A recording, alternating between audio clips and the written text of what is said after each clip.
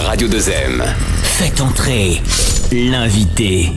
Avec Fathia El-Aouni. Bonjour Kenza, bonjour à tous, merci d'être au rendez-vous, je suis ravie de vous retrouver aujourd'hui. Je vais vous plonger dans le milieu de la pub, celle qui nous inonde chaque jour, mais qui, il faut l'avouer, grâce à elle nous fait découvrir de nombreuses nouveautés, nous séduit quelquefois par ses produits. Mais comment ça marche ? Autour de la pub, il y a tout un écosystème, des marques, des annonceurs, des agences, des boîtes de prod, des créateurs.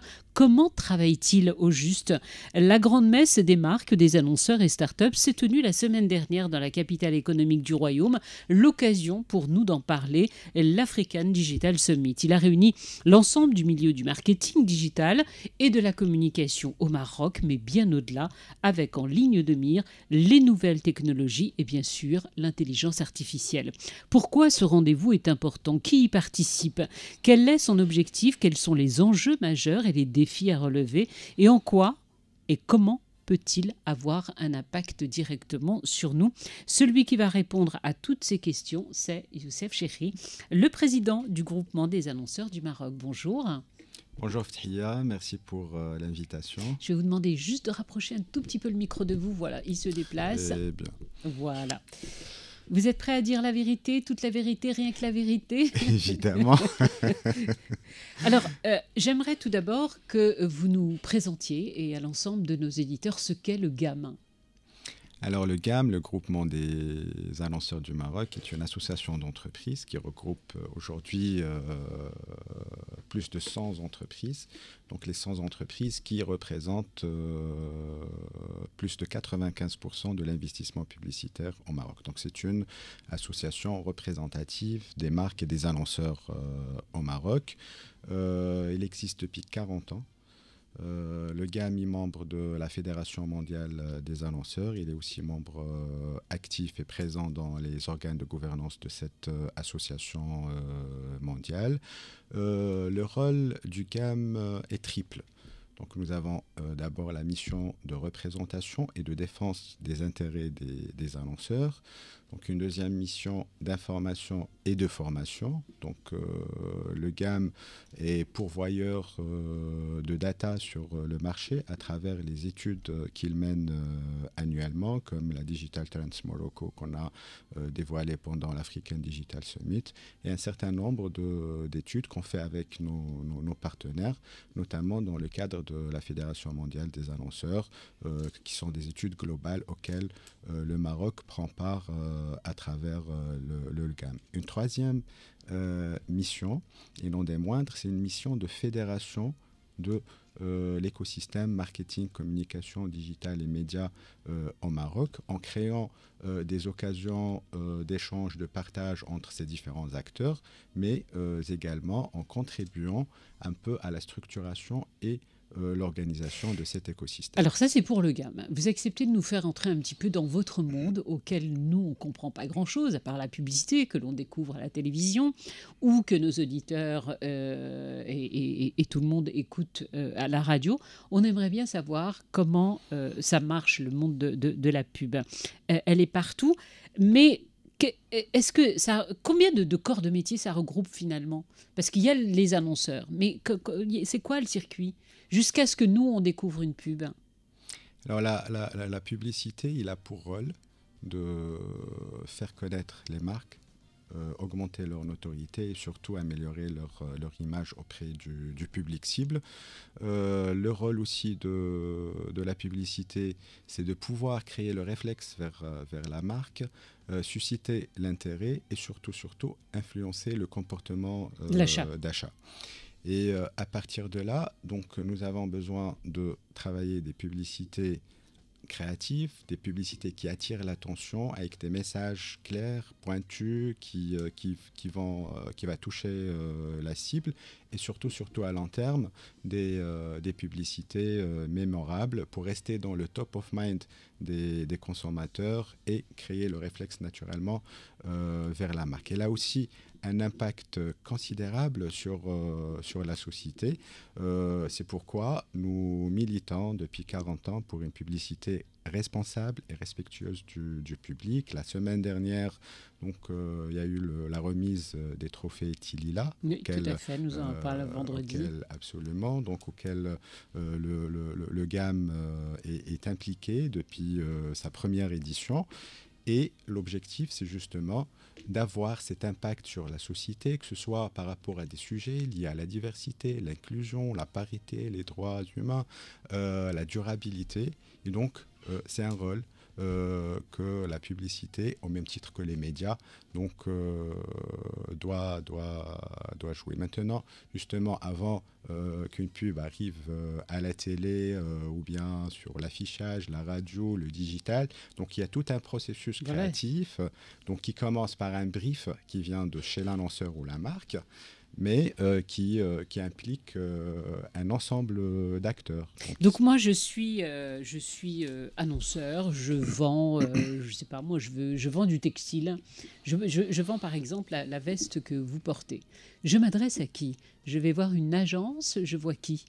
Absolument, donc ça commence chez les équipes de la marque, donc qui vont d'abord, il y a un travail fait par le marketing sur des sujets comme le positionnement, comme la distribution, comme le produit lui-même, et puis le pricing et tout.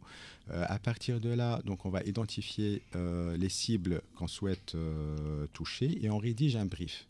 Donc, ce brief est destiné à une agence créative, donc qui va devoir travailler une recommandation stratégique et travailler un plan de campagne. Et c'est là où commence le travail. Donc derrière ça, chez les agences, donc il y a des directeurs des créatifs, directeurs artistiques, directeurs de création, des planeurs médias. Après arrive au moment de l'exécution, il y a la partie production où des agences ou des maisons de production rentrent en jeu, des réalisateurs, des cadreurs, des musiciens. Il y a des musiques qui ont été créées avec des pubs. Il suffit d'entendre une note et tout le monde c'est dans la mémoire collective. C'est une signature sonore qui distingue une marque. Et puis, il faut rajouter aussi que au-delà de tout ça, donc, puisqu'on va de plus en plus sur le digital, cela peut impliquer des agences digitales, des agences de création de contenu, des agences spécialisées dans le community manager, donc un certain nombre d'acteurs qui font aujourd'hui que la pub soit conçue, soit créative, soit innovante, et puis qu'elle arrive vers à nous impacter, nous, parce qu'on peut avoir, je vous le disais hors antenne, le plus beau produit de la Terre à vendre. S'il a une mauvaise communication, eh bien, il ne décollera jamais. Est-ce que vous pouvez nous dire, en termes de chiffres, que représente l'économie de la pub au Maroc ? L'économie de la pub au Maroc, il se situe à environ 6 milliards de dirhams. Donc, en ce qui concerne la partie offline ou les médias classiques. Aujourd'hui, on ne dispose pas d'une mesure sur ce que représente le digital, mais nos estimations sur l'investissement publicitaire dans le digital, il se situe entre 1,5 milliard et 1,8 milliard de dirhams. On se situe comment par rapport à d'autres pays du continent ? Du continent, on est de bons élèves, mais comparé à d'autres marchés plus costauds, on reste quand même un petit marché. Donc ça ne me paraît pas beaucoup, bizarrement, comme chiffre. Hein. Justement, il est corrélé à l'activité économique elle-même. Et donc, c'est la publicité ou l'investissement publicitaire, donc il représente en général, selon les secteurs, donc un pourcentage du chiffre d'affaires. Donc c'est intimement lié, c'est la taille du marché qui identifie la taille du marché publicitaire. Maintenant, nous travaillons avec nos partenaires, notamment Agence Conseil en Communication, à travers l'UACC. Et il y a quelques mois, nous avons signé la charte de confiance qui régit la relation entre les annonceurs et leurs agences Conseil en Communication. Et justement, ce travail rapproché avec ces acteurs nous permettra certainement de faire évoluer ce marché. Mais justement, ce que j'allais vous dire, au cours de ces dernières années, vous nous parlez de 6 milliards de dirhams. C'est un chiffre qui évolue d'année en année ou plutôt qui stagne?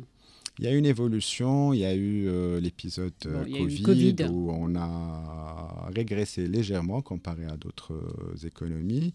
Par exemple, si on fait une comparaison simple entre 2023 et 2024, donc à fin août, si on compare à des périodes, sur les deux périodes, cette année, donc on est à une évolution qui est intéressante à deux chiffres, qui avoisine les 20%.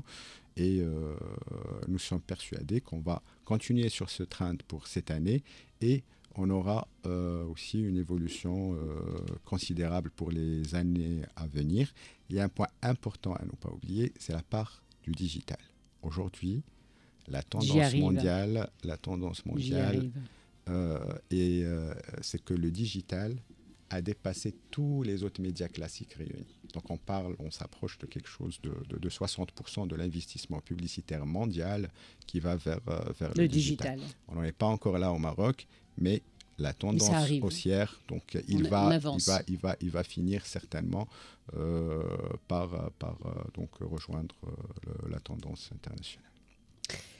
Parmi les grands défis à relever, le digital, bien évidemment, l'intelligence artificielle, elle est centrale et pour cause, puisque comment être sûr aujourd'hui avec l'intelligence, c'est extraordinaire quand on se plonge dedans et même passionnant. Vous parliez de création de contenu. Au sein du GAM, comment vous allez faire pour nous protéger, nous, consommateurs? Parce que tout est possible sur le digital. Tout est difficilement presque identifiable aujourd'hui en termes de publicité.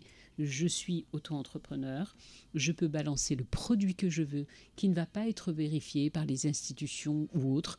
Imaginons une crème pour le visage, et je balance mon spot que j'aurais créé au sein de ma petite structure.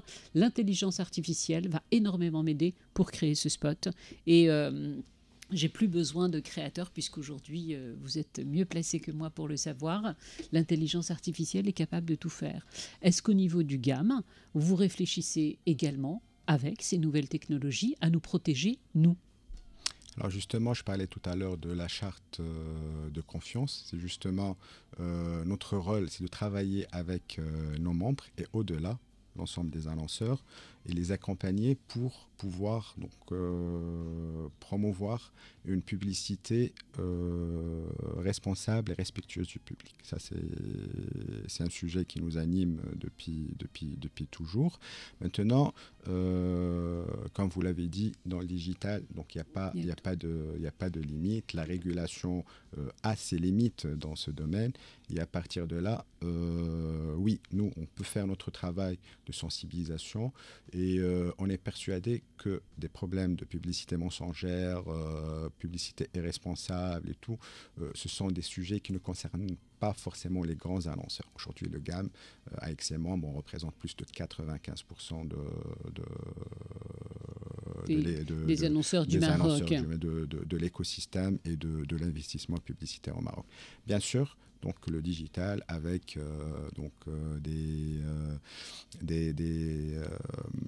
des players donc qui sont dans le social selling, qui sont dans les réseaux sociaux, qui vendent dans les réseaux sociaux. Et là, on compte aussi sur la vigilance des consommateurs. Donc, il y a des marques aujourd'hui qui cautionnent un certain nombre de produits.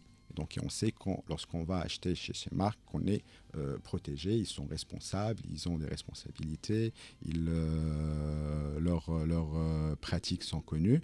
Et maintenant, par rapport à ces petits players. Et donc, il y a une infinité d'intervenants, surtout aujourd'hui avec le e-commerce. Et ça, c'est une problématique universelle, donc qui n'est pas propre au Maroc. Donc là, il faut vraiment qu'on reste vigilant. Nous tous, on peut raconter des histoires qu'on a eues lorsqu'on a acheté sur le digital. Mais là, je lance aussi un appel à tous les intervenants dans le e-commerce, dans la vente sur les réseaux sociaux, pour faire attention à un point important. C'est que tu peux arnaquer un consommateur une fois, mais tu ne peux pas arnaquer tous les consommateurs. Et le plus important, c'est que c'est la confiance dans le e-commerce qui est aujourd'hui en jeu.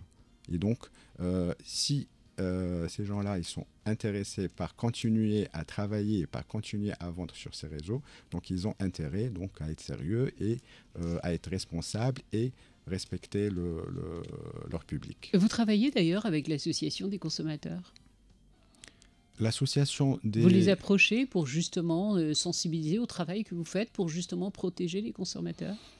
Jusque-là, on n'a pas eu de lien particulier avec cette association, mais pourquoi pas. Donc on reste ouvert à tout l'écosystème. On développe des partenariats avec beaucoup d'acteurs qui interviennent dans notre écosystème et on reste ouvert à collaborer avec eux. J'en reviens à cette messe de la pub qui s'est tenue il y a quelques jours avec l'African Digital Summit. Combien de personnes ont participé d'ailleurs cette année? Plus de 3400 personnes, donc de plus de 37 pays à travers le monde, dont 28 pays africains. Donc ils ont pris part à cet événement qui s'est tenu pour la première fois cette année sous le haut patronage de Sa Majesté le Roi, que Dieu l'assiste. Donc c'est un événement qui a aussi mobilisé des intervenants de très haut niveau. Plus de 80 au total. Plus de 80, exactement 84, venus des quatre coins du monde, de plateformes, les géants de l'industrie étaient là. Je parle de Google, je parle de TikTok, Microsoft, IBM, Amazon et d'autres. Et c'était une belle occasion donc, pour tous les acteurs de l'écosystème de découvrir les dernières tendances en matière de digital, de se confronter à leurs pairs au niveau international, d'échanger, de partager. Un business forum a été aussi déployé pour pouvoir encourager des partenariats, encourager des collaborations. Et une attention particulière a été accordée aux startups, donc justement pour leur permettre de venir rencontrer les grands décideurs, les grandes marques et annonceurs, que ce soit au Maroc ou à l'international. Ça va les aider certes à remplir un peu le carnet de commandes, mais surtout de s'inspirer d'intervenants de très haut niveau, de rencontrer des plateformes internationales dans l'industrie. Est-ce qu'il y a une innovation qui vous a scotché, que vous avez découvert? Sincèrement, sur la partie start-up, on ne peut qu'être fier parce qu'on a fait un appel à candidature donc pour choisir les meilleures start-up marocaines dans les domaines AdTech, MarTech, surtout avec une sensibilité intelligence artificielle et on a eu des solutions donc, extraordinaires donc, qui ont suscité l'intérêt des participants. Là, vous ne m'avez pas répondu, mais est-ce qu'il y a une innovation durant l'African Digital Summit où vous vous êtes dit « waouh ». Même vous qui êtes du milieu, vous êtes complètement dedans, qui vous êtes dit je ne parlerai pas d'une innovation particulière, mais il y avait énormément d'innovations donc qui vont des domaines de traitement de la data pour mieux cibler les consommateurs, segmenter les audiences. Il y a des solutions aujourd'hui, et j'en ai vu une pour citer comme ça, ça me permettra de répondre à ta question. Donc là, il y a des solutions aujourd'hui qui, en termes de production, font gagner énormément de temps et aussi de budget. Donc, et puis, il y a des sujets liés à des traitements de masse de data en temps réel. Et donc, il y a, par exemple, lorsqu'on faisait des études, donc ça nous prenait un temps énorme pour faire le terrain. Après, une fois tu as la data, donc il a fallu, il nous fallait 2 à 3 semaines pour faire le dépilement et tout. Aujourd'hui, ça peut se faire en temps réel, rapidement, et donc ça fait gagner énormément de temps. Comment on se positionne au Maroc en termes de création de contenu pour la publicité? Est-ce que c'est devenu un secteur créateur d'emplois? Certes, c'est un secteur créateur d'emplois, c'est un secteur qui ne cesse de se développer. Chaque jour, vous le suivez sur les réseaux sociaux, sur les différents canaux. Dans le temps, on faisait 1 ou 2 spots qu'on faisait tourner 3 ans. Maintenant, sur 15 jours, on peut diffuser 10-15 contenus. Donc, il y a une économie qui est en train de se développer. Et donc, avec l'intelligence artificielle, ça ira encore plus vite. Vous diriez que la publicité à la télévision va disparaître? Je ne suis pas sûr. Mais elle va diminuer. Je ne dirais jamais ça, certes. Donc, c'est une tendance mondiale, on la voit ailleurs, donc ça va arriver chez nous. Mais aujourd'hui, les chaînes de télévision, donc, elles-mêmes sont en train de se transformer d'un opérateur classique de télévision vers un opérateur global, notamment sur le digital. Si on prend l'exemple de 2M aujourd'hui, le nombre de contacts qu'il fait sur le digital, il dépasse l'audience qu'il fait sur la télévision linéaire. Parce qu'aujourd'hui, on est en train, même la télévision, on n'est plus dans la télévision classique. Donc il y a la télévision non linéaire, il y a la VOD aujourd'hui, le lancement récent de Forja, qui est une plateforme extraordinaire au niveau international et qui permet d'avoir de la vidéo sur demande. Il y a toutes les plateformes digitales qui se développent autour des chaînes de télévision. Aujourd'hui, on l'a vu, il y a la télévision programmatique qui est en train de se développer. Donc la télévision ne va pas disparaître. Elle va évoluer différemment. Qu'en est-il pour la pub à la radio? Parce que là, pour le coup, ça nous intéresse vraiment. La même manière, c'est le même schéma en fait. De la même manière, c'est le même schéma, donc on le voit. D'ailleurs, émission radio, et c'est vrai que la radio va évoluer, mais qui est sur un plateau totalement filmé, pas télévisé, mais totalement filmé, qui est de facto sur l'ensemble des réseaux sociaux et donc sur le digital. Absolument. Les contenus de la radio, ils vont vivre dans le digital. Dans certains pays aujourd'hui, on est en train d'abandonner la radio hertzienne. Les podcasts, le nombre de contacts faits sur les podcasts dépasse aujourd'hui l'audience de la radio. Et je parle des podcasts des radios eux-mêmes. Donc, il est en train de dépasser. Donc, il y a une tendance aujourd'hui. Donc, il ne faut pas qu'on reste c'est-à-dire à la marge de cette tendance. Il faut qu'on transforme nos chaînes, nos stations radio pour justement donc, suivre la tendance. Ouais, vous me donnez une belle chute et une belle transition pour refermer ce numéro parce que vous êtes de plus en plus nombreux et je vous en remercie infiniment à télécharger le podcast de Faites entrer l'invité chaque semaine. Donc vous retrouverez en podcast sur Radio 2M, sur le site de Radio 2M et un petit peu partout, à retrouver également sur Spotify, partenaire de Radio 2M. Merci infiniment Youssef Chérif d'avoir été avec nous et puis surtout de nous avoir plongé un petit peu dans votre monde. J'espère que le nôtre vous a plu également. Évidemment, merci à vous pour l'invitation et merci à 2M pour le partenariat et l'accompagnement du GAM et particulièrement. Vous avez déjà les dates pour l'année prochaine? Pas encore, mais donc on sera peut-être, on le fera un peu plus tôt. Donc, Merci Youssef Chérif. Je rappelle que vous êtes le président du groupement des annonceurs du Maroc. On se dit à bientôt. Vous également, je vous donne rendez-vous bien évidemment. Eh bien écoutez, lundi prochain si ça vous va. Merci encore, au revoir.